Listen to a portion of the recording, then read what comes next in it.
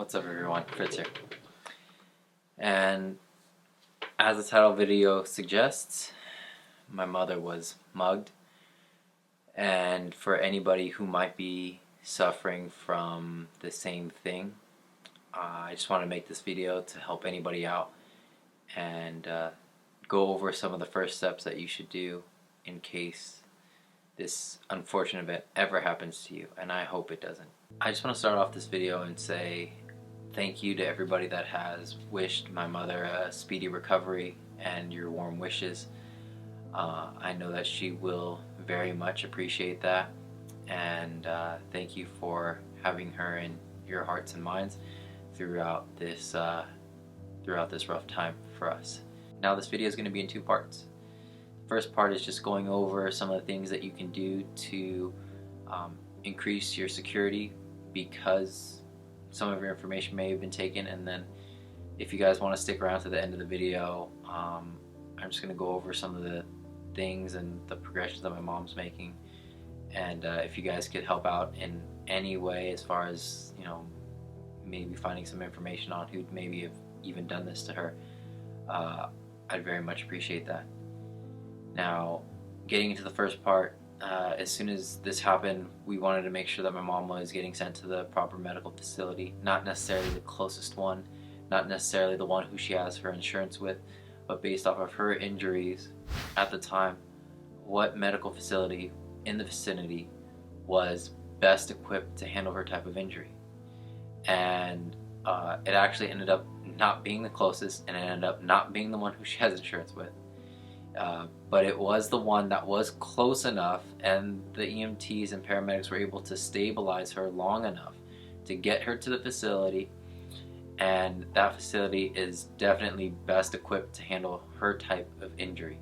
So making sure to not default to whatever's closest or whatever the insurance is, just know that the EMTs and paramedics have that information in mind, and if they don't, then please share it with them, but know that whatever decision they make, they're making it based off of the injury. Now, number two is, as soon as your loved one is secure medically, then you want to make sure that you secure their finances. So my sister jumped on the phone with places like Equifax, making sure that nobody's opening up a new credit card with their social security.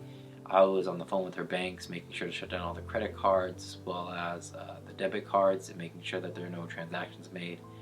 And as you can assume, this is a little bit tricky because we are not on her accounts, and she did not give us any special permissions on the accounts or any notations on the accounts. So we just had to verify ourselves and verify some pieces of information for her.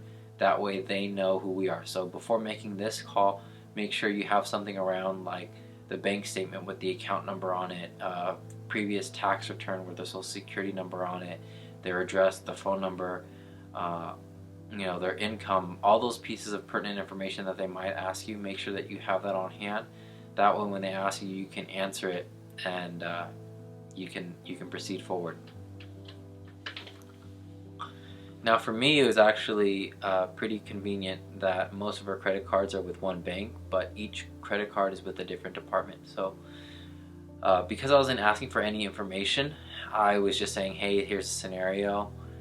She's unable to talk right now. Can we freeze these accounts? They actually transferred me over to each different department and handled the issue within about 5 minutes. And the last person was nice enough to let me know that although they can't give me information, they can let me know that there was suspicious activity on the account. They have frozen it, and that if there's anything that comes up, like these thieves probably will go through a self-checkout if it's a physical location, or they'll order online. There's usually cameras on self-checkout, so they could forward that to the police. If it gets sent to an address, or if they list an address, a shipping address, they can forward that over to the police. And so I was very happy to hear about that, and happy to hear that we were able to freeze my mom's accounts. And then I also asked if we could defer some of our credit card payments, and they did let us do that as well, with a special notation. So basically they're not deferring it, But if she's unable to make the payments, as soon as she's able to talk again, she'll call in and say, hey, I'm verifying that everything that my son and daughter said was true. Look back on the notes, and then they will just waive the fees at that time, and then they won't report it. Like, they won't give you the ding on your credit score unless it's way far gone. But he said for like a few months they can hold back because they put the special notation in the account, especially it being an assault and all. Number 3 is securing the house. So changing the locks, because they stole my mom's purse. They had the keys to the house, they had her ID, they knew where she lived. And if you stick around to the end, I'll tell you why it got even scarier too. But we switched out all the locks. We disconnected the garage, and then we even locked the bottom latches of the garage, so making it as secure as possible. And then we also notified the neighbors as well, saying, hey, if you hear anything, just know that nobody should really be here right now. If you see the lights on, definitely report it, call the police. To summarize part 1, making sure that they go to the right medical facility for their injury. You really have to focus on what is the facility that is best equipped to handle their injury. And number 2 is securing their finances, making sure that these people don't ring up a bill, especially on things that you didn't order, you didn't purchase. Number 3 is securing the home and securing the residence.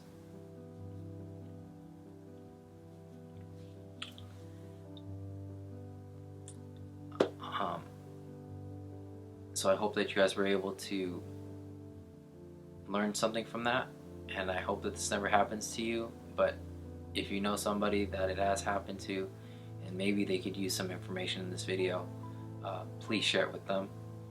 And that will end part 1, and this is where the video is going to get a little ranty. But my mother's situation is that she's an essential worker. She works at a medical facility, and based off of the video recording that was described to me, the police said that these 2 gentlemen, I don't even want to call them gentlemen, these 2 criminals went around. They were circling this medical facility at about 7 o'clock in the morning. You were circling a medical facility in the middle of a pandemic, looking to prey on the medical workers who treat the people who are sick in a worldwide pandemic. I don't know if I can stress that enough right now. And 2 men, one in the getaway car, ready to go because he's too much of a coward to get out of the car. Another one jumps out, beats and steals from a 70-year-old lady who is not even 5 feet tall. Whatever problem you think you have that the money in her purse could solve, your problem is way too big. And your problem is much more than whatever money could buy. It doesn't matter. If beating up a lady who's 70 years old, working at a medical facility of a very small stature, is a solution to your life's problems, you have bigger problems than you think.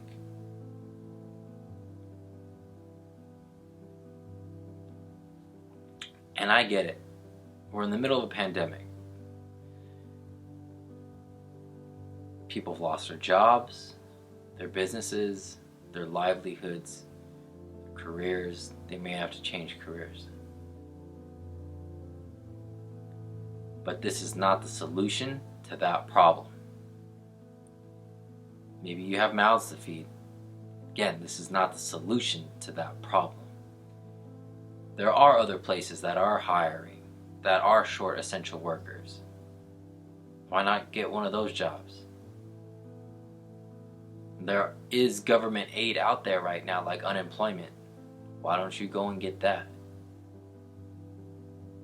And even if you do have all of those things and it's still not helping you, then maybe cut down a little bit on the lifestyle. I don't know. But this is not the solution. I'm glad that the police were really proactive when they were able to track that these people tried to get into my mother's house tonight. You guys are probably watching this the day after. So they mugged her at 7 a.m. in the morning, and they went to her primary residence at almost 11 o'clock at night, and the police called me and said, hey, we got some activity at your mother's house. Do you know anything about that? Is that you? And I said, no, that's not me. I just wanted to give everybody a brief update and say thank you to everybody that sent warm wishes to my mother. As of right now, she's still recovering. She's doing well. She's been able to talk to us for a little bit. Sorry today's video is not going to be as entertaining as the other videos usually are. But I just wanted to bring some public awareness to the situation, as well as help people learn a little bit from this situation that we've had with ourselves. And if you ever find yourself in a similar situation, which I hope that you never do, some of the things that you can do to help out your loved one while they're unable to take care of themselves. And I appreciate everybody that has made it out this far. And if you could help me share this video to maybe somebody who needs it, or if you could share this video and help my mom get justice, that would be wonderful. Thank you so much, everybody, and I'll see you in the next video.